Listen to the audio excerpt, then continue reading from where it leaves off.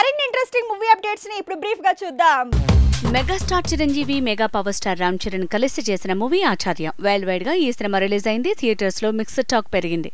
Megastar చిరంజీవితో Bobby తీస్తున్న movie title release అయింది. ఈ సినిమాకు వాల్తేరు వీరయ్య అనే టైటిల్ ఫిక్స్ అయిందట. వాల్తేరు వీర్రాజు టైటిల్ కాదని తెలుస్తోంది.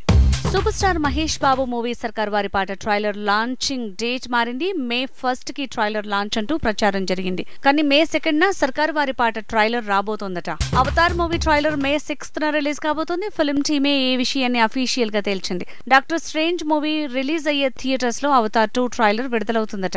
కోలీవుడ్ స్టార్ డైరెక్టర్ మణిరత్నం తీస్తున్న మూవీ పొన్నియిన్ సెల్వన్ 2 భాగాలుగా తెరకెక్కుతున్న ఈ సినిమా ఓటీటీ రైట్స్ హాట్ టాపిక్ అయ్యాయి. పొన్నియిన్ సెల్వన్ ఓటీటీ రైట్స్ 100 కోట్లకు పైనే ధర పలికేయట. థ్యాంక్ యూ మూవీ తర్వాత నాగ చైతన్య ఓటీటీ ప్రయోగం చేస్తున్నాడు. దూత అంటూ విక్రమ్ కుమార్ మేకింగ్ లో వెబ్ సిరీస్ చేస్తున్నాడు.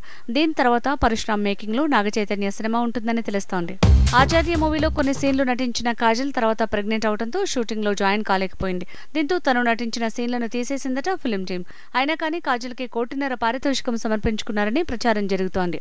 Nagarjuna movie the ghost teaser launch కాబోతుందట. మే 5 కి film team the ghost teaser ని లాంచ్ చేయబోతుందని ప్రచారం జరుగుతోంది. మేకింగ్ వీడియోని కూడా అదే రోజు రివీల్ చేయబోతుందట ఫిల్మ్ టీం.